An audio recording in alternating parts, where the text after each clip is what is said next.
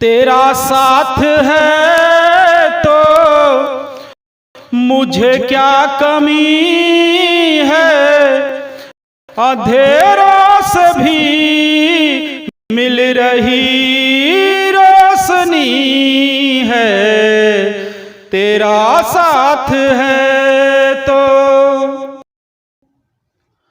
जय हिंद दोस्तों, प्रयागराज से मैं जीवन सर जीवंत अकेडमी यूट्यूब चैनल पर आप सभी दोस्तों का एक बार फिर हार्दिक स्वागत करता हूं। दोस्तों, यूपीएसआई के लिए स्पेशल क्लास हम चला रहे हैं और पिछली क्लास में हमने यूपीएसआई 2011 में आए हुए प्रश्नों का सलूशन स्टार्ट किया है। तो आज उसी कड़ी में आगे बढ़ेंगे। दोस्तों, हमारे साथ बने रहिएगा, वीडियो को लास्ट तक देखिएगा, क्योंकि बहुत ही शॉर्टकट तरीके से हम सलूशन आपको बताएंगे और बहुत ही यूजफुल सलूशन होगा दोस्तों। क्योंकि प्रतियोगी परीक्षाओं में जो क्वेश्चन पूछे जाते हैं वो कभी भी कठिन प्रश्न नहीं आए हैं, बस हमारे सलूशन का ट्रैक सही होना चाहिए और हमें उन प्रश्नों पर विशेष ध्यान देना है जो कि महत्वपूर्ण प्रश्न हैं। यूपीएसआई 2011 की परीक्षा में आए हुए एक प्रश्न को हमने यहाँ बोर्ड पर लिखा है, आप ध्यान समझिएगा। दोस्तों, इस प्रश्न का सलूशन हम एक लाइन में लिखेंगे तो हमारे सलूशन के तरीकों को आप समझेंगे। आइए देखते हैं किस प्रकार सलूशन करते हैं। दोस्तों, एक स्कूल में 3 कक्षाएं हैं जिनमें क्रमशः 40, 50 और 60 छात्र दाखिल हैं। इन कक्षाओं का पास प्रतिशत 10, 20 और 35 है। स्कूल की पास प्रतिशतता बताइए। इस प्रश्न को सॉल्व करने के लिए स्कूल में जो 3 कक्षाएं हैं दोस्तों, इसमें सर्वप्रथम हम देखते हैं कुल कितने विद्यार्थी हैं। तो तीनों कक्षाओं में 50, 40, 90 और 60 150 विद्यार्थी हैं दोस्तों। 150 तीनों कक्षाओं में विद्यार्थी हैं। जो पास प्रतिशतता इनकी दिखा रहा है प्रश्न में, तीनों कक्षाओं में छात्रों की पास प्रतिशतता, तो ये 10%, 20% और 35% है। तो दोस्तों, 40 का 10% हम निकालेंगे तो 4 छात्र पहली कक्षा में पास हुए। 50 का 20% निकालेंगे तो यहाँ पर 5 दूना 10 छात्र दूसरी कक्षा में पास हुए। और दोस्तों, 60 का, यहाँ देखिए 60 का 35% निकालेंगे तो 60 का 35% निकालेंगे तो 5 सत्ते 35, 5 दूना 10, 20 तिया 60, 7 त्रिक 21 छात्र जो है ये तीसरी कक्षा में पास हुए। तो आप ध्यान समझिए, कुल जो 5 छात्र हुए ये 21, 4, 25, 10, 35 हुए 150 में, और गुणे 100 कर देंगे दोस्तों। यहाँ गुणे 100 कर देंगे तो प्रतिशत पास छात्र हमें मालूम हो जाएंगे। तो ध्यान से एक बार फिर समझिए, स्कूल में छात्रों की पास प्रतिशतता हमें निकालना है। जो छात्र तीनों कक्षाओं में पास हुए हैं हमें उनकी संख्या चाहिए, और स्कूल में कुल विद्यार्थी जो उनकी संख्या हमको चाहिए, कुल विद्यार्थियों की संख्या चाहिए। तो यहाँ पर आप देखिए, जो पास हुए हैं 40 का 10% 4, 50 का 20% 10 और 60 का 35% निकालेंगे तो 21। तो इस प्रकार से जो पास छात्र हुए, पहले सेक्शन में 4, दूसरे में 10, तीसरे में 21 छात्र पास हुए। कुल संख्या विद्यार्थियों की पूरे स्कूल में है 50, 40, 90 और 60 150। अब देखिए, पास की संख्या बटे कुल संख्या गुणे 100 कर देंगे तो प्रतिशत पास छात्र हमें मालूम हो जाएगा।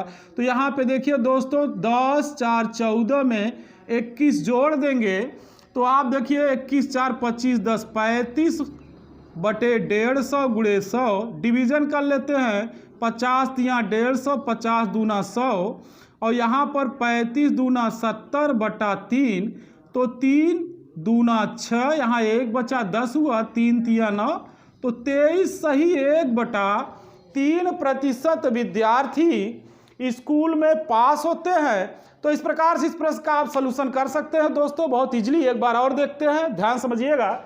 एक स्कूल में 3 कक्षाएं हैं जिनमें क्रमशः 40, 50 और 60 छात्र दाखिल हैं। इन कक्षाओं का पास प्रतिशत 10, 20, 35 है। स्कूल की पास प्रतिशतता हमें निकालना है। तो मैंने बताया तीनों कक्षाओं में जो छात्र पास हुए हैं उनकी संख्या हमको चाहिए, और स्कूल में कुल कितने विद्यार्थी हैं उनकी संख्या चाहिए।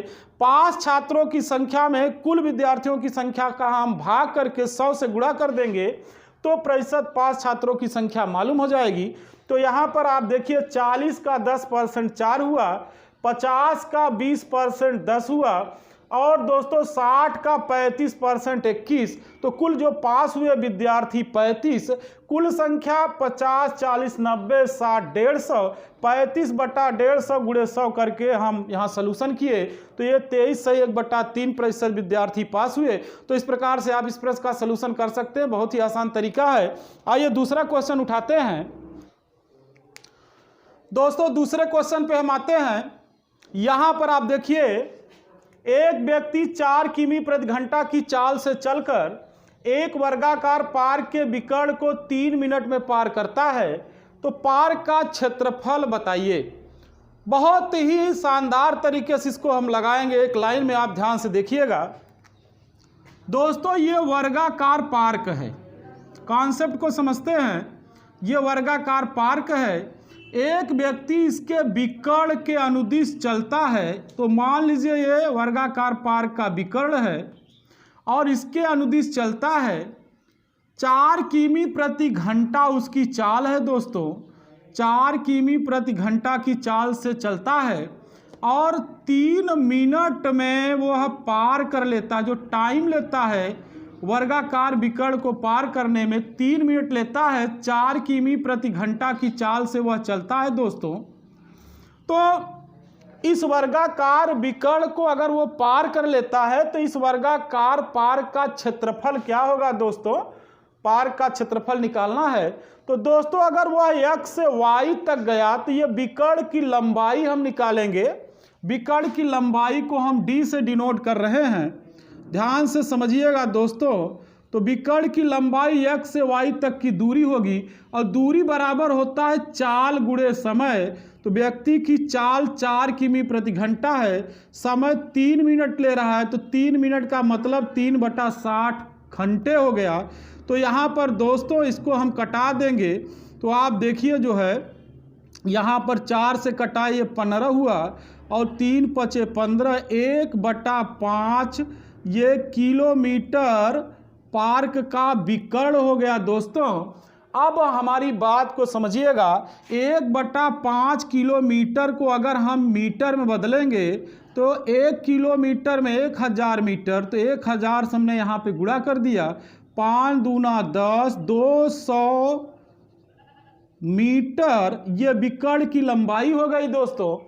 अब इसका क्षेत्रफल अगर हमें निकालना है तो ये d²/2 होता है, विकर्ण की लंबाई का वर्ग बटा 2।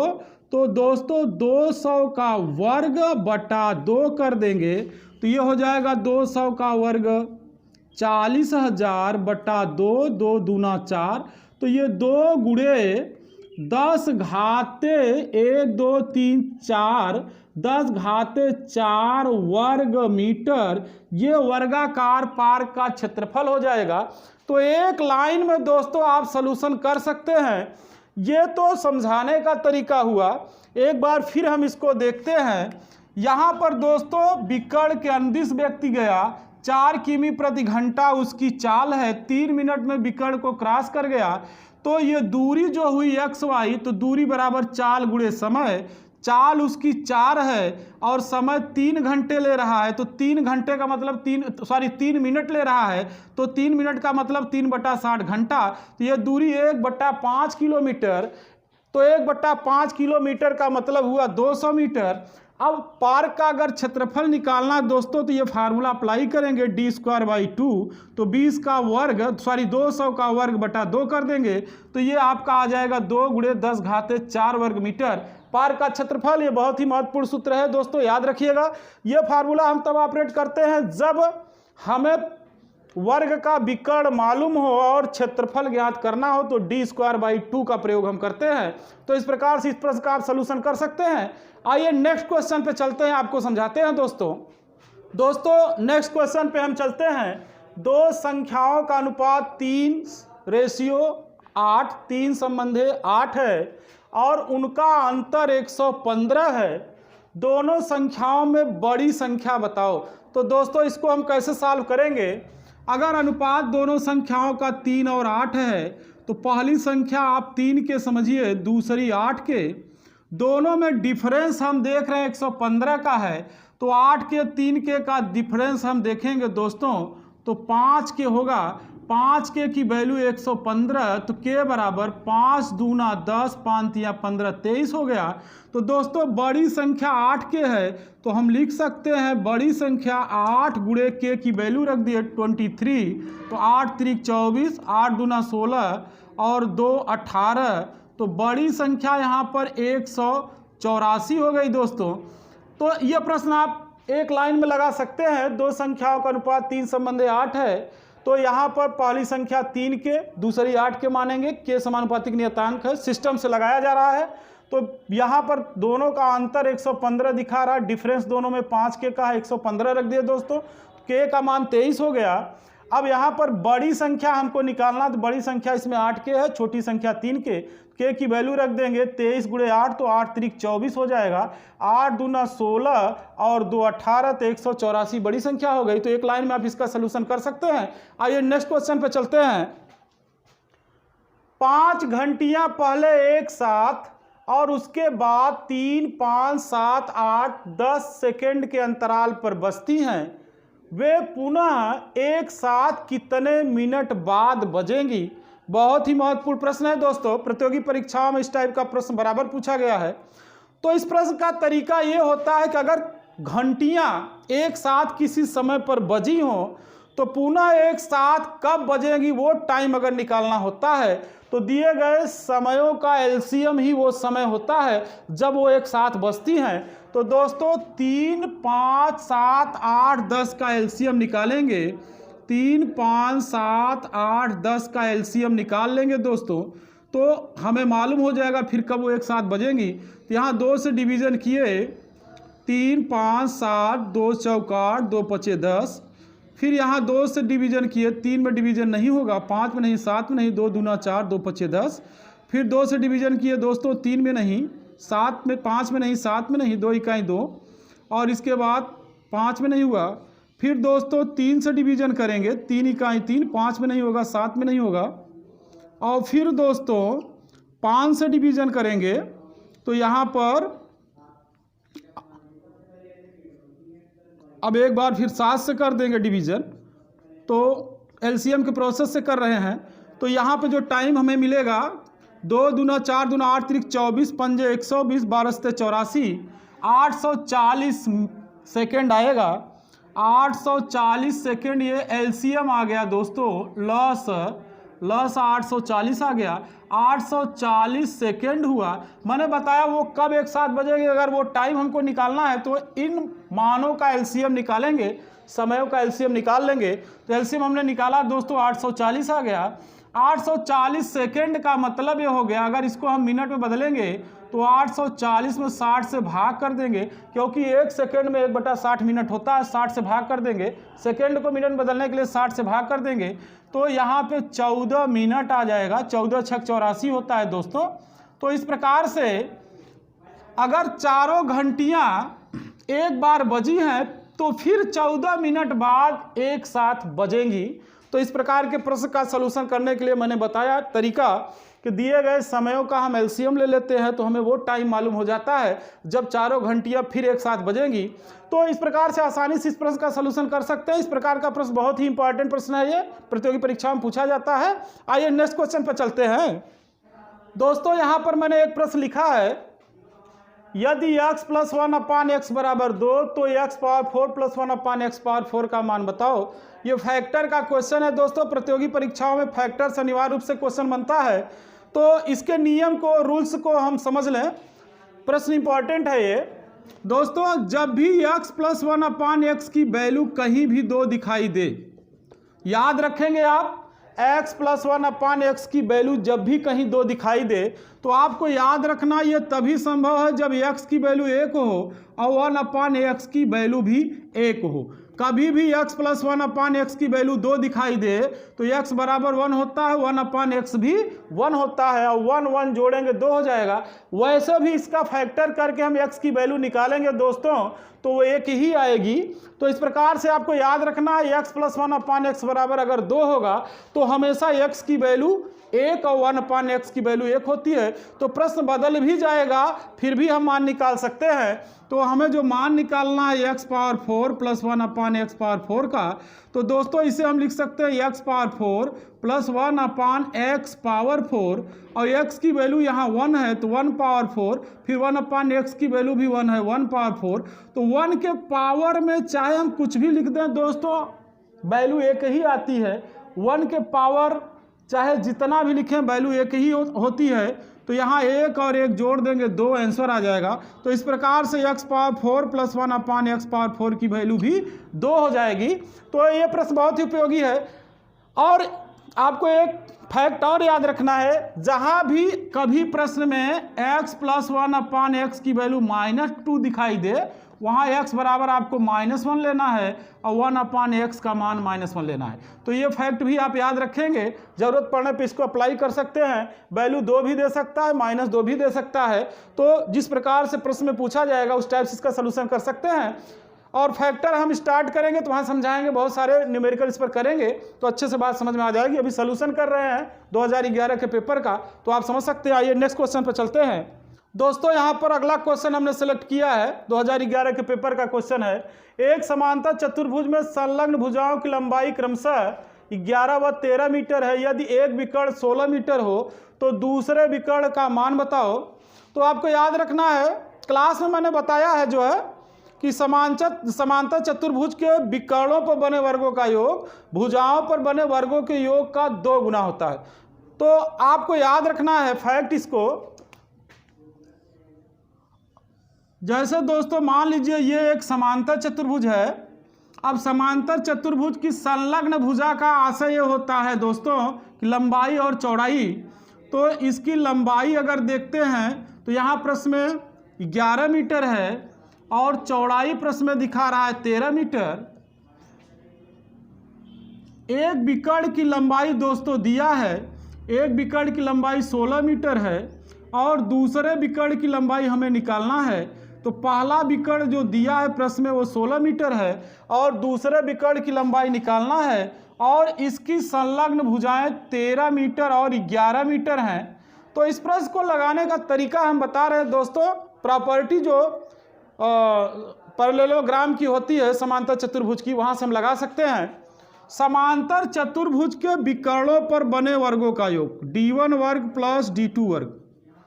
आपको याद रखना है समांतर चतुर्भुज के विकर्णों पर बने वर्गों का योग संलग्न भुजाओं पर बने वर्गों के योग का 2 गुना होता है। संलग्न भुजाओं पर बने वर्गों के योग का 2 गुना, अर्थात संलग्न भुजाएं जो हैं इनका वर्ग करके जोड़ के उसमें 2 का अगर हम गुणा करेंगे तो उसके बराबर विकर्णों पर बने वर्गों का योग होता है। तो आइए जो है यहाँ पर एक विकर्ण की माप दिया है 16, तो एक लाइन में लिखते हैं 16 का वर्ग प्लस d2 वर्ग बराबर 2। यहाँ a वर्ग करेंगे दोस्तों 11 का वर्ग और b वर्ग करेंगे दोस्तों तो 13 का वर्ग। तो इसको हम लगा सकते हैं यहाँ पर एक लाइन में d2 वर्ग बराबर 11 का वर्ग करेंगे दोस्तों 121 होगा, यहाँ ऊपर लिख देते हैं 121। 13 का वर्ग 169, इसे जोड़ेंगे देखिए 9 और 1 10, 6 2 8 और 1 9 हुआ, 1 1 2 हुआ, 290 गुणे फिर इसमें 2 का गुणा करेंगे दोस्तों। तो यहाँ देखिए 2 0 0 हो जाएगा और 9 दूना 18 और 2 दूना 4 और 1 5, 580 हुआ। तो ये 580 हो जाएगी इसकी वैल्यू दोस्तों। 16 का वर्ग 256, अगर इसको हम ट्रांसफर करके दाईं तरफ ले जाएंगे घट जाएगा 256। तो ये दोस्तों d2 वर्ग हुआ, 10 में से 6 गया 4 और यहाँ दोस्तों 7 बचा, ये 2 हुआ और यहाँ दोस्तों 5 में से 2 गया 3, 324 अगर d2 वर्ग हुआ तो D2 18 होगा, क्योंकि 18 का वर्ग होता है। तो दूसरा विकर्ण दोस्तों हम प्राप्त कर सकते हैं इस फार्मूले की सहायता से।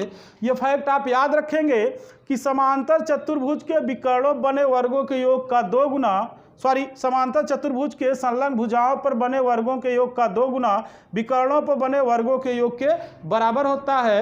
तो इसे आप याद रखेंगे, यहाँ से आप सलूशन कर सकते हैं। आइए नेक्स्ट क्वेश्चन पर चलते हैं, आपको समझाते हैं दोस्तों यहाँ पर नेक्स्ट क्वेश्चन आप देखिए।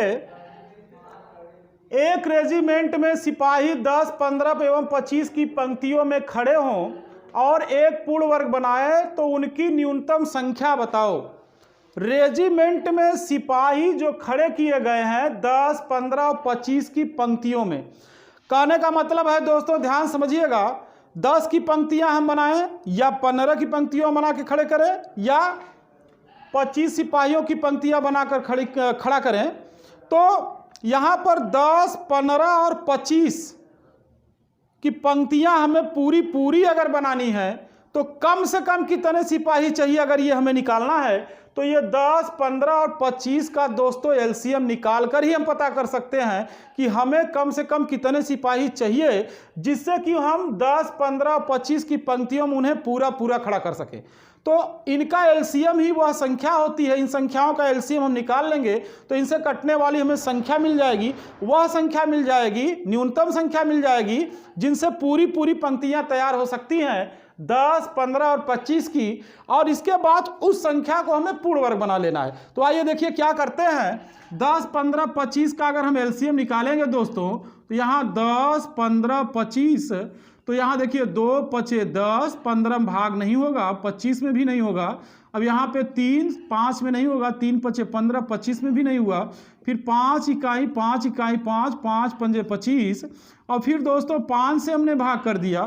तो आप देखिए यहाँ पर जो न्यूनतम संख्या है, न्यूनतम संख्या वो मैंने बताया दोस्तों वो लस होगा। सिपाहियों की न्यूनतम संख्या, सिपाहियों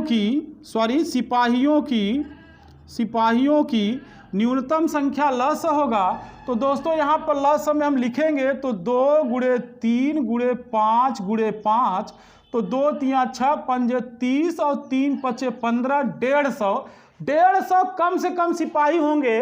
तो अगर 150 सिपाही होंगे दोस्तों तो 10 की पंक्तियां बनाएंगे तो 15 पंक्तियां बनेंगी, 15 की बनाएंगे तो भाग करेंगे 150 में, 10 सिपाहियों की पंक्तियां बनेगी, और 25 की बनाएंगे तो 25 छक्का 150, 6 की पंक्तियां बनेंगी। तो सीधी सी आप बात समझ सकते हैं कि कम से कम यहाँ 150 संख्या अगर सिपाहियों की होगी तो 10, 15, 25 की पूरी पंक्तियां बनेंगी। इसका मतलब हुआ 150 कम से कम संख्या होनी चाहिए। उससे नीचे अगर संख्या हम लेंगे कोई भी संख्या तो सिपाहियों की पूरी पंक्तियां 10, 15, 25 से नहीं बनेंगी। तो आपको ध्यान रखना है कि 150 अगर 10 की पंक्तियां बनाएंगे तो देखिए यहाँ 15 पंक्तियां बनेंगी, 10 की पंक्तियां बनाएंगे दोस्तों 10 की तो 15 बनेंगी। अगर हम लोग 15 की पंक्तियां बनाएंगे तो 10 बनेंगी, और अगर हम लोग 25 की बनाएंगे 6 पंक्तियां बनेंगी। भाग करना पड़ेगा यहाँ दोस्तों। तो 150 कम से कम सिपाही होने चाहिए, लेकिन कंडीशन प्रश्न में दिया है कि सिपाहियों की संख्या पूर्ण वर्ग होनी चाहिए। तो पूर्ण वर्ग हमें निकालना है, तो इसमें जिनके जोड़े नहीं है, जिन संख्याओं के, उन जोड़ों को लाकर गुणा कर देंगे तो सिपाहियों की संख्या पूर्ण वर्ग में हो जाएगी। तो सिपाहियों की न्यूनतम संख्या पूर्ण वर्ग में हमें निकालना है। तो यहाँ पर आपको ध्यान देना है 2 गुणे 2, यहाँ जोड़ा हमने 2 का बना दिया, 3 का जोड़ा नहीं था तो 3 गुणे 3 कर दिया, और 5 का जोड़ा था दोस्तों तो 2 दूना 4 तिया 12 तिया 36 पंजे 180 और 18 पचे 90। तो कम से कम 900 सिपाही चाहिए। कम से कम 900 सिपाही होने पर सैनिकों की पूर्ण पंक्तियां बन जाएंगी, पूर्ण वर्ग के रूप में बन जाएंगी। तो यहाँ पर आपको ध्यान देना है 5 का जोड़ा है 2 का जोड़ा नहीं था 2 का गुणा कर देंगे, 3 का जोड़ा नहीं 3 का गुणा कर देंगे।